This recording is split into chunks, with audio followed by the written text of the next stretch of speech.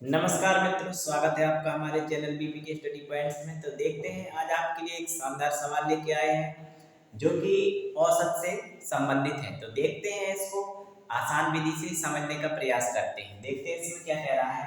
चार लगातार विषम संख्याओं का औसत 40 है।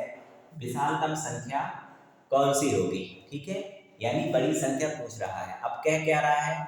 चार लगातार विषम संख्याएं। ठीक है, तो जो इसका रूल होता है वो क्या होता है कि सबसे पहले हम छोटी संख्या x मानेंगे, उसमें दो जोड़ेंगे तो अगली विषम बनेगी, फिर अगली दो जोड़ेंगे। इस तरह से हम चार संख्याएं लिख सकते हैं। ठीक है, तो देखते हैं। एक संख्या x हो गई, अगली जो संख्या होगी x प्लस 2।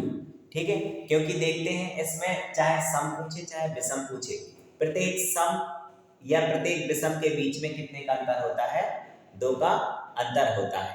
ठीक है, तो ये पहली x हो गई, दूसरी x प्लस 2 हो गई, अगली x प्लस 4 हो गई और अगली संख्या x प्लस 6 हो गई। इस प्रकार से हमारी कितनी संख्या है? 1 2 3 4, चार संख्याएं हो चुकी हैं।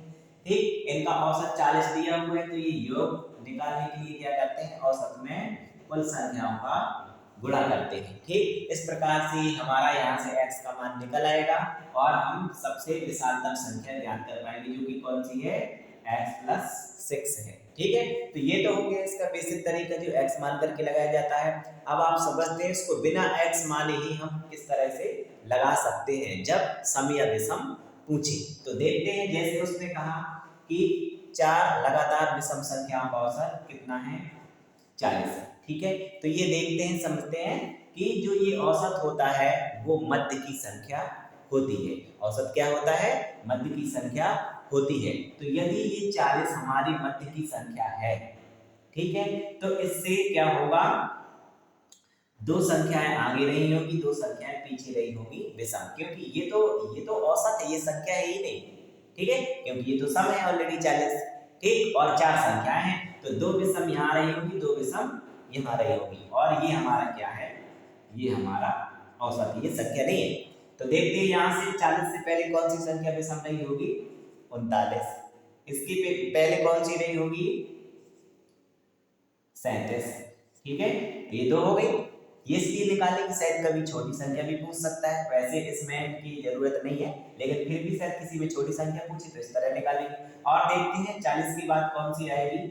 41 आएगी और 43। तो ये हमारी चार संख्याएं हो जाएंगी। आपको कुछ नहीं करना है, इस तरह से इसको लगा देना है। तो सबसे छोटी संख्या हमारी कौन सी निकल के आ गई? हमारी छोटी संख्या निकल के आ गई 37, और इसमें विशालतम यानी बड़ी बड़ी संख्या पूछी गई, तो बड़ी कौन सी आ गई? हमारी 43। इस प्रकार से हमारा आंसर क्या हो जाएगा? 43 प्रकार से हो जाएगा। तो ऐसे किसी भी सवाल को लगाने के लिए आप इस नियम का प्रयोग कर सकते हैं, चाहे वो सम कहे या विषम कहे। ठीक है, धन्यवाद।